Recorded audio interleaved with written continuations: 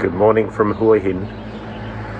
It's the sun just rising. It's just gone, or it's just coming up to 6 o'clock in the morning. So this is where I stayed last night. A nice little hotel, but kind of a boutique hotel. After 10 hours of driving. So we came up to Hua Hin from Pattaya and stayed here. That was alright. The staff are not up yet. It's only 6 o'clock in the morning and I'm going out for a walk.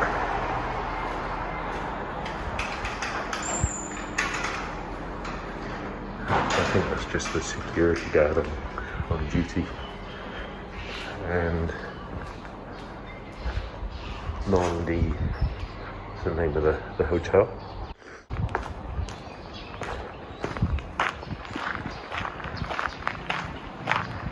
Just walking through some very fancy resort here. This is, I think,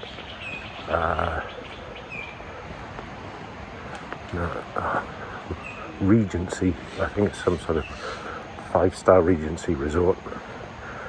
And yeah, I mean, not supposed to do this, but yeah, I didn't know how to get down to the beach otherwise, so I just walked straight through their resort. So I was a guest here. Whoops.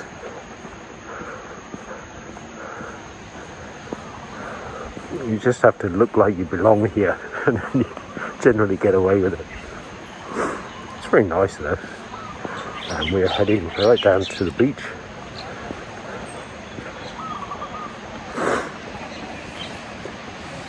How's this?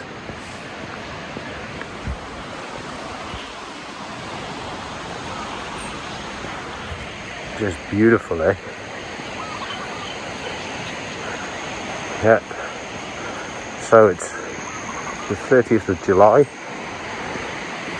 Down and still in the south in Hua Hin, which is pretty well up on the way to Bangkok now. And yeah, this is our trip to take my daughters to the airport. Now how do I get down to the actual beach itself? Yeah, so we're taking my daughters to Bangkok.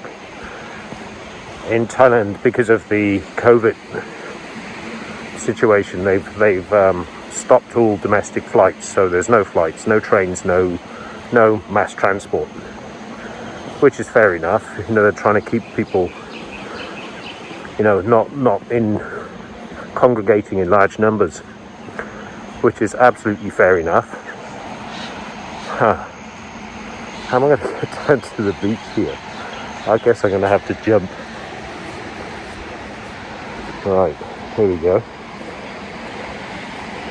And then, okay, so I'm going to get down here.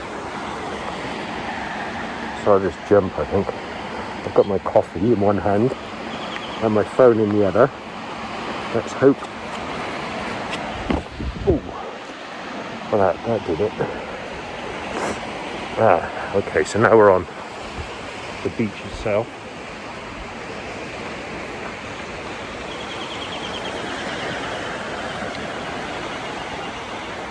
And that big jutting out rock on the end there, that is, I guess that's where this place got its name from, Hua Hin. Right behind me there. This is Hua Hin. So yeah, 10 hours driving yesterday from Pattaya, which is on the Malaysian border, quite close to the Malaysian border, to get up to here. 5 of us in the car, my wife, 2 daughters, and my oldest daughter's boyfriend.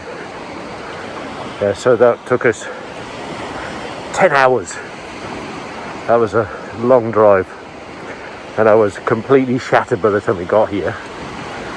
But having a dip in the pool, that sort of refreshed me completely. And today is also my birthday. So yeah, that was a nice pleasant surroundings for my birthday this morning. And my coffee. Very cute cup, isn't it? Yeah, getting onto the beach here is not easy. You can see all of these places adjoining the beach. They've got their gates either locked off or there are security guards on all the gateways. I guess they don't want people to get onto the beach. Yeah, I'm not sure what that's about. Another pretty nice looking resort up on here. Again, you see the security guard there. He's not going to let people just wander through like I just did. Not at this place. There's another place, probably an even posher place than this. It was a Regency resort. Yeah, really nice though. And yeah, this beach here in Hua Hin it's a very old resort area where I believe in the past, high society of Thailand would come down and spend a weekend here as a sort of seaside retreat. Even the palace, they have a place down here as well. Probably a palace as well for they're spending time down in Hua Hin. So yeah, it must be pretty old, I think, as far as a seaside resort is concerned. And Thailand, Pattaya is not old at all.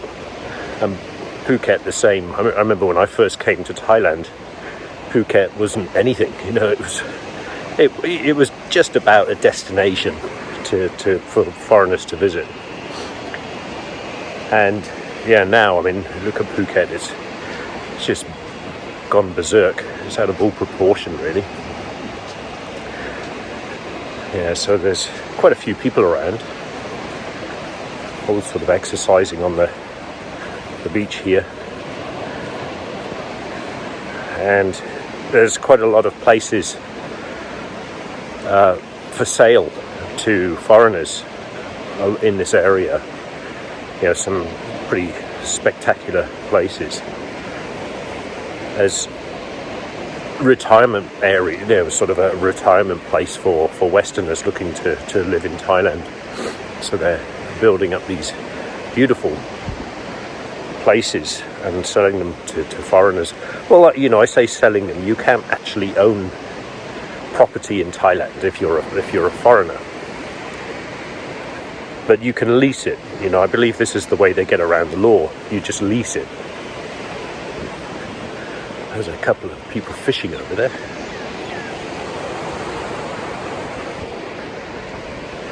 Yeah. So yeah, obviously during this pandemic, this is not how it normally would be. There would be a lot more people, I'm sure. And all these properties looking on to this beach, they would be not gated off. These places right here, they're not gated off though. Probably private residences or something. Yeah, so I've got no idea how we're going to get back up to the normal area. Get back up to the place where I'm staying. Climb over rocks or something, I don't know. Go over gates and fences and stuff. It's pretty strange, isn't it? You can't access the beach. Or maybe we're not supposed to even be on the beach. Who knows? I think some resort areas, I think it's Pattaya, they have actually closed the beaches. You're not allowed on the beaches. But Thailand, they've sort of grouped provinces according to their number of cases, daily cases. And I think Hua Hin, it is red, but it's not dark red. So they've got green, yellow, orange, red and dark red. Those are the categories. in order. So green is, yeah, they've got no restrictions, no daily transmissions or daily cases. And then the next level is yellow, which is, you know, they're just keeping an eye on the place, on that province. Orange, they're already implementing some restrictions. Red, they're having more serious restrictions. And dark red is where it's, you know, on the verge of lockdown. That's how they're managing the pandemic over here right now. And I believe this area is red, but the province where I'm living, down in Songkhla province, that's dark red. That's, you know, the highest restrictions. And it was actually difficult leaving the province. You know, we had to get permission and everything from the council office, the city council office, and yeah, and we had to carry this letter with us. We had to get tested, the whole works before we could even leave. And Bangkok is the same. They've got loads of daily cases up there. So that's where we're going. But it's actually a neighbouring province of Bangkok, which is where the Suvarnabhumi International Airport is. It's a neighbouring province. It's actually in Samut Prakarn. It's not actually in Bangkok itself.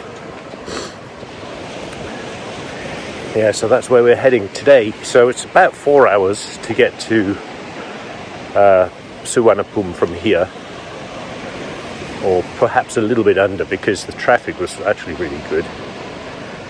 You know, because not much traffic on the roads because of the pandemic and restrictions. So yeah, we're kind of lucky that we're probably going to do a round trip in about 8 hours. So my wife and I, after we drop the kids off, we're going to be possibly coming back here and spending another night tonight. Yeah, so without the kids this time. And then another 10 hours the following day, that will be tomorrow, down to Hat Yai. Yep, so it's all fun, eh? So I managed to find a trail, the track from the beach back up to some road ahead here. So I'll have to look at my GPS to get back to the hotel, because otherwise I'll get hopelessly lost as usual. I'm very good at that. If you watch my mountain biking videos, you'll see I'm an expert on getting lost.